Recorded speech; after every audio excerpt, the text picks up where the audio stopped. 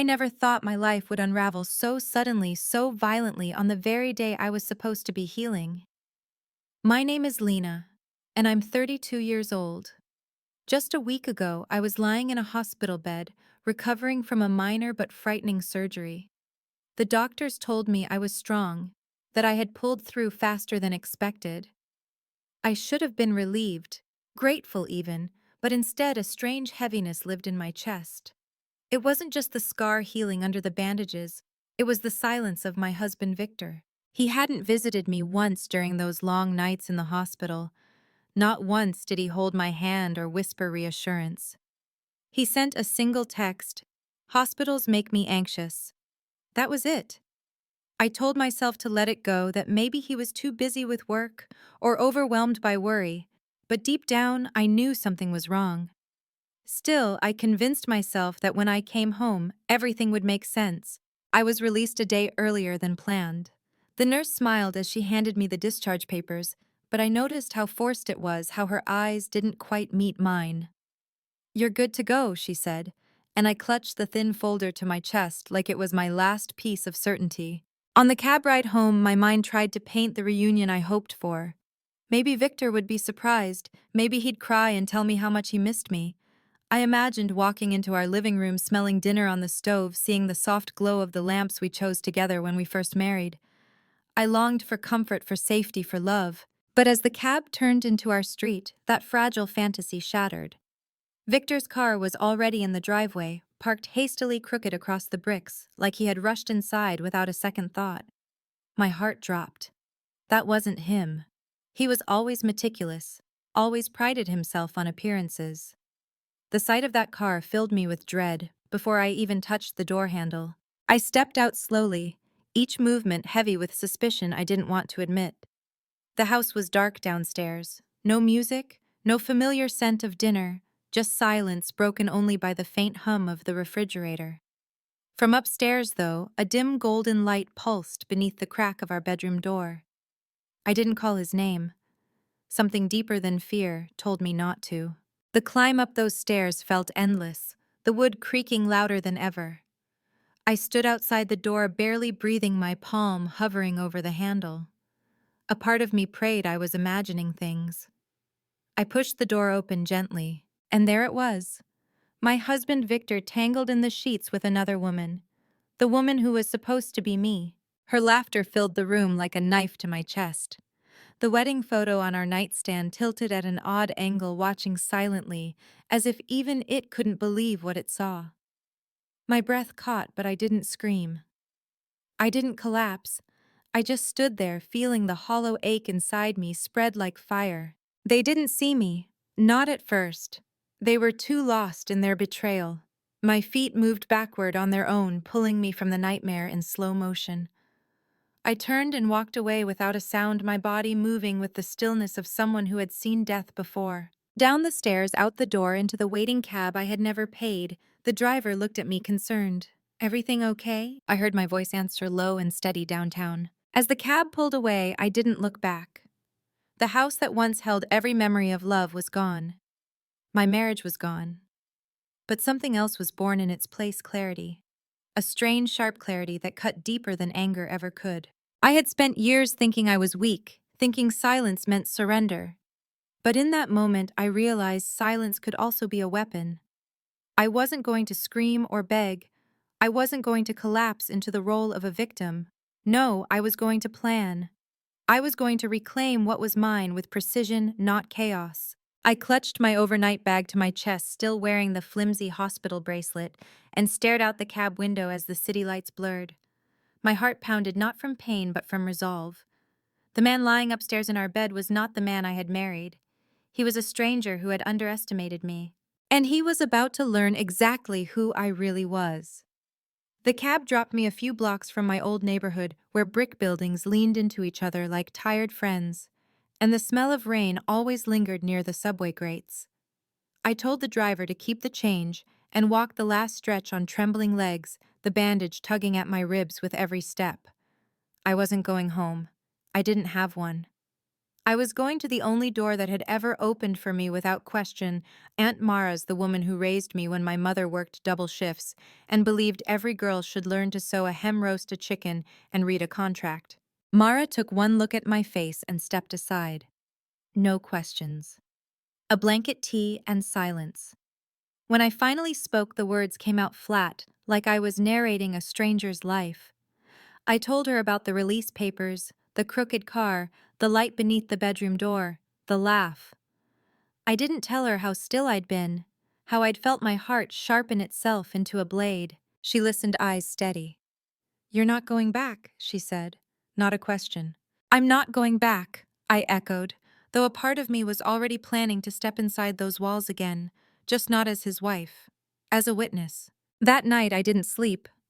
I watched the city bruise purple and then forgive itself into dawn. When I closed my eyes, I saw our bedroom, the slant of the lamp, the burr of sheets, our wedding photo leaning crookedly, like it too had lost its balance. Rage didn't feel hot. It felt cold, like metal against my tongue. I kept thinking of the nurse's tight smile as she handed me the papers, how she tucked a card into the folder so quickly I'd almost missed it. In the morning, I opened the discharge packet again. There it was, wedged between care instructions and billing, a small white business card with a first name and a number. Lila, RN. I called. She answered on the second ring, Lila speaking. "It's Lena," I said, and my voice shook more than I wanted. "From 5B. You discharged me yesterday." A pause, a soft exhale. "Are you safe?" The question split me open. "I am now." We met an hour later in the coffee shop across from the hospital, both of us pretending we didn't recognize the other out of uniform. Lila wrapped both hands around her mug like it was a promise. "Your husband?" She began, carefully called the nurse's station twice, asking about your schedule. "He told us not to allow visitors, for her anxiety. He wanted your discharge pushed 2 days. Said you were too fragile to manage at home." She lifted her eyes to mine. "But you were doing better than the chart said you should be. You were strong. Something didn't fit. So I moved things along." Why, I whispered. "Because sometimes the body tells the truth, the words won't," she said. "And because I've seen what happens when women go home to houses that are hungry. Houses that are hungry." It landed like a bell in my bones. I thanked her, my gratitude clumsy and huge. When I rose to leave, she slid a second paper across the table, a trauma counselor, and an attorney who doesn't blink. I took both. I wasn't naive enough to think this would be over with a single scream. This would be paperwork and signatures and evidence, truth written so cleanly even a liar couldn't smudge it. At Mara's, I opened my laptop with hands that finally steadied. Victor was meticulous, proud of it. Men like him mistake tidiness for invisibility. Our iCloud had been shared. After our third anniversary, he claimed merging accounts was romantic, and I'd agreed because loving him had meant leaning toward his reasons. I logged into the family cloud and watched as thumbnails populated the screen like a swarm, receipts, calendar invites, notes I didn't remember writing. Then photos, some ours, some not. There she was, the woman from my bed. At first, all I could see was the red of her dress and the soft blur of her hair as she turned away from the camera. A mirror in the background caught a sliver of her profile, the arc of her cheekbone, the thin silver bracelet on her wrist with 3 letters engraved. BRI. My scalp prickled. I zoomed in until the pixels fuzzed. The letters were clearer in another shot, one taken at some bar where the leather seats looked too new to be local, the light too sculpted. BRIA. The last letter vanished into a fold of her skin. My stomach tipped with recognition I did not want. Bria. My mother had kept a box of old photos under our bed, pictures of a girl I'd only met twice at the edge of birthday parties, a girl whose father was also mine. He'd lived 2 lives and built 2 families, stumbling between them with apologies that dried into dust. Bria was the one my mother refused to say aloud, the girl whose name tasted like failure in our kitchen. Years later, when we were both grown, Bria sent a tentative message on social media. "Sisters, maybe we could try." I never answered. I didn't have room for our father's echoes. The bracelet, The half profile. The way Victor's hand cupped a shoulder he had no right to. I told myself it could be a coincidence that the letters might stand for anything, that memory is a liar when it's hungry. But the ache in my ribs knew. The woman in my bed was likely blood, not a friend, not a stranger. A sister I had refused to meet, now meeting me in the worst possible way. I choked on it. The humiliation was one thing, the lineage was another. Betrayal feels different when it knows your house, when it speaks your vowels, when it has your mother's jaw. I called the attorney on Lila's paper. Her name was Alma. She answered with the clipped calm of someone who had heard every story and still believed women. "Do you have somewhere safe?" she asked. "Yes." "Do you have access to financials?" "Some." "Do you have proof?" "Not yet enough." "Then you'll get it," she said. "And while you do, you'll stop apologizing for being careful." Alma walked me through the map, freeze, the joint cards open, a new account document, everything photograph, everything, say nothing until served. "And Lena," she added, her voice softening, "do not confront him alone. Men who live double lives protect them with sharpened teeth." That afternoon I took pictures of the hospital bracelet, the discharge timestamp, the crooked way his car had bled over into the hydrangeas. I scrolled through the cloud until I found a calendar invite marked with a single letter V set to recur on Thursdays. Location disabled. But in the Notes app, there were fragments, menu ideas, wine pairings, a name repeated like practice, Bria, you look, Bria, I missed. Evidence doesn't always wear handcuffs. Sometimes it wears commas. I didn't cry. I cataloged. The grief could come later when my house was no longer hungry. When dusk folded itself over the city, I texted Victor home tomorrow. Discharged early. Surprise.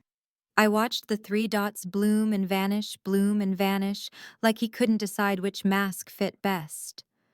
Finally, great news. I'll make dinner. Good, I thought, tasting the iron of my own calm.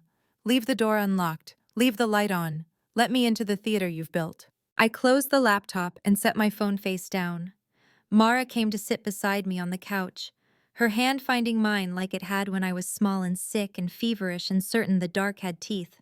"You don't have to be brave," she said. "I know," I said, "but I want to be." In the quiet, I could hear my mother's voice somewhere deep, her warning about men who perform kindness, her fear about daughters who inherit silence. I had swallowed so much of both. No more. My body was healing. So would my life. And if a secret had threaded itself through my family long before I knew my own name, I would be the one to cut it clean. The following morning, I stood outside the home that used to be mine, the keys still heavy in my pocket. The curtains were drawn, but I could see the faint glow of the kitchen light seeping through the edges. I pressed my hand against the doorframe, feeling the heartbeat of the place that had once promised safety. I wasn't walking in as a wife returning from the hospital. I was walking in as a witness armed with silence and a plan. Inside, the air was warm, filled with the smell of garlic and butter. Victor was at the stove, his back turned, humming softly, as though the world hadn't shifted beneath us. The sound made bile rise in my throat. He looked over his shoulder, startled, and then smiling, too fast, too practiced. "Lena, you're home." His voice was smooth, almost tender. I smiled back, thin and brittle, and set my bag down on the floor. Every step I took was deliberate, every glance memorizing the scene for later. The wine uncorked the two glasses already set on the counter, the flicker in his eyes that betrayed nerves. He was performing normalcy, and I was letting him. We sat down to eat. He asked about the hospital, about my recovery, each question polite and rehearsed. I gave clipped answers, my fork clattering softly against the plate. When he reached across the table to brush a crumb from my chin, my entire body stiffened. His touch no longer felt like love. It felt like ownership, like erasure. After dinner, I excused myself to the bathroom. My hands shook as I pulled my phone from my pocket, snapping photos of everything: the wine bottle, the two glasses, the open notebook on the counter, with Bria's name scrawled in the margins. Proof. Each click was a quiet rebellion. When I returned, Victor was leaning against the counter, scrolling his phone. He looked up, eyes narrowing. "You're quiet." "I'm tired," I said. "Of course," he murmured, stepping closer, too close. "You should rest." His breath brushed my hairline, and for a moment I thought I might crumble. But then I remembered Alma's voice. Men who live double lives protect them with sharpened teeth. That night I lay in our bed, eyes open, pretending to be asleep, as his breathing deepened beside me. Every creak of the house was a reminder that danger wasn't outside, it was inches away. My body ached with tension, but my mind burned with clarity. Tomorrow I would go to the attorney. Tomorrow I would begin dismantling the theater he'd built around me. The next day, with Mara at my side, I sat in Alma's office. The walls were lined with law books, but it was the framed photographs of women shaking Alma's hand that gave me courage. Survivors, I realized. People like me. I laid out the photos, the notes, the screenshots. My voice steady as I described the night I walked in on him. The bracelet, the name. Alma listened without interruption, her pen gliding across the pad. When I finished, she looked at me with an expression that was equal parts sorrow and admiration. "You have more than most women who come here," she said. "And you have something else too, composure. He won't see you coming." Her words were a balm but also a warning. Victor would fight to keep his mask intact. He'd twist, threaten, manipulate. But for the first time, I felt the weight shifting. I wasn't the one trapped anymore. He was. That evening, I met Claire, my cousin, who worked in social services at a quiet diner. I hadn't told her everything yet, only that I needed her eyes on something delicate. She slid into the booth, her warm smile faltering when she saw the fatigue etched into my face. I opened my bag, pulled out the photos of Bria, and watched her expression shift from confusion to recognition. "Lena," she whispered, "that's Bria. She's your sister." Hearing it aloud was like swallowing glass. I had suspected, but to have it confirmed tore through me. My sister, my husband. The betrayal was no longer just personal, it was blood deep. I pressed my palms against the table, forcing myself to stay steady. "I need to know how long. I need to know everything." Claire nodded slowly, her eyes heavy with grief. "I'll help you." "But Lena, this isn't just betrayal, this is destruction. Are you ready for what comes next?" I thought of the crooked car, the laughter in my bed, the photo frame tilting as if ashamed. My voice came out cold, certain. "Yes. Because I'm not just surviving this, I'm ending it." The following week felt like a slow descent into fire. Every morning I woke up in Mara's spare room, the floral curtains filtering pale sunlight onto my skin. Every night I replayed the image of Victor and Bria tangled in my bed like a reel I couldn't pause. Rage lived under my ribs, but it wasn't wild anymore, it was sharp and deliberate. I wasn't just hurt, I was preparing. Alma had set things in motion. She filed for an emergency order to freeze our joint accounts, and within 48 hours, Victor's access to half of his empire was cut off. I imagined him discovering the decline of his platinum card, the fury he must have swallowed in front of whatever audience he kept. The thought gave me strength. Still, my phone buzzed constantly. Messages from Victor alternating between feigned sweetness and biting accusation. "I miss you, Lena. Come home." Then minutes later, "You're being dramatic. This isn't what you think." Then another, "If you love me, you'll answer." I didn't, but I saved them all, evidence of his unraveling. The hardest moment came when Bria reached out directly. An unknown number. A short message. "Can we talk?" "It's not what it looks like." My hands trembled so badly I nearly dropped the phone. I had ignored her once before when she'd asked to build a bridge between us. But now she wasn't just a shadow of my father's sins. She was a participant in Victor's. I didn't respond, not yet. Instead, I showed Alma. She read the message, her jaw tightening. "She's protecting him. Don't engage, not until we have leverage." But at night, in the quiet, I thought of Bria's face in the photos. The silver bracelet, the curve of her cheek. Blood recognizes blood even when you wish it didn't. Meanwhile, Lila checked in on me. The nurse who had pushed my discharge early became an unlikely ally. She reminded me to eat, to breathe, to rest. "You're not alone," she said one night over the phone. And for the first time, I almost believed it. The climax came sooner than I expected. A gala one Victor couldn't resist attending despite the storm around him. He thrived on image, on clinking glasses, and whispered admiration. Alma suggested it was the perfect stage. Public crowded cameras everywhere. He won't dare touch you, and if he does, it will be his undoing. So I dressed in the black gown Mara pulled from her closet, simple but striking, my hair pinned high like armor. Walking into that glittering hall felt like stepping onto a battlefield. The chandeliers blazed, the crowd murmured. And there he was, Victor, in his tailored suit, smiling that same hollow smile I once mistook for safety. When his eyes landed on me, the mask cracked. Just for a second. Shock, then anger, then calculation. He started toward me, but the cameras were watching the room too full of witnesses. "Lena," he said smoothly, reaching for my hand. I let him take it just long enough for the flash of cameras to capture us. Then I leaned close, my voice steady, my smile sharp. "I know about Bria, and so will everyone else." His hand tightened just slightly, then released. The blood drained from his face, but his smile stayed in place. He was performing again, but this time, so was I. I left him standing there in a room full of his admirers, his mask slipping inch by inch.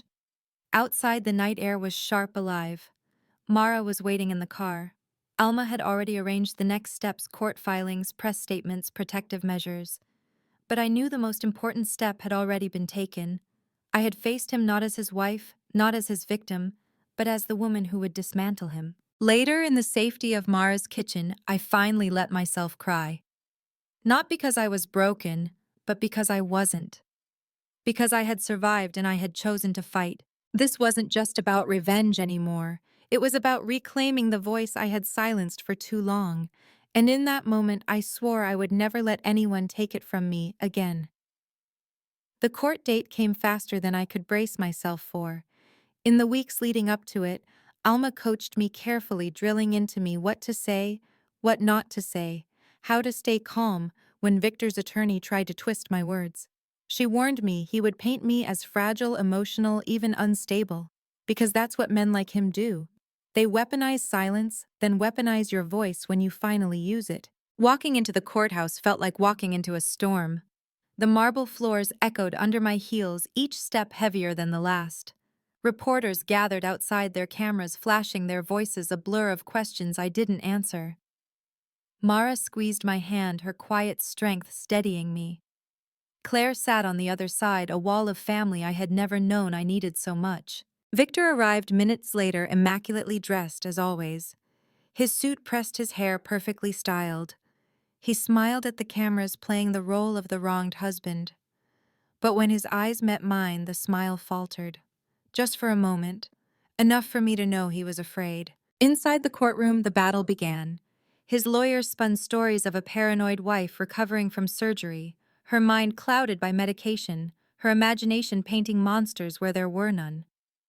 But Alma countered with evident screenshots of his notes, financial records, photos of Bria, and finally the messages he had sent me in desperation.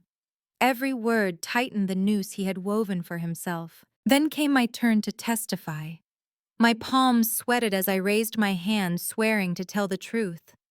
My voice wavered at first, but steadied as I spoke about the tea, the late-night whispers, the crooked car in the driveway, the photographs that turned my stomach to stone. I spoke not just as his wife, but as the woman who had survived him. The courtroom was silent when I finished.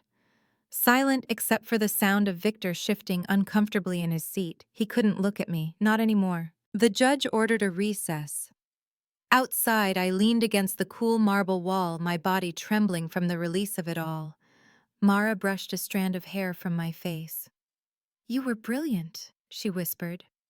But I didn't feel brilliant. I felt raw, hollowed out, as though I'd carved myself open in front of strangers. When we reconvened, Alma presented the final piece of evidence, Bria's testimony. To my shock, she had agreed to speak, whether out of guilt, fear, or something else I didn't know. She walked into the courtroom, silver bracelet catching the light, her face pale but determined.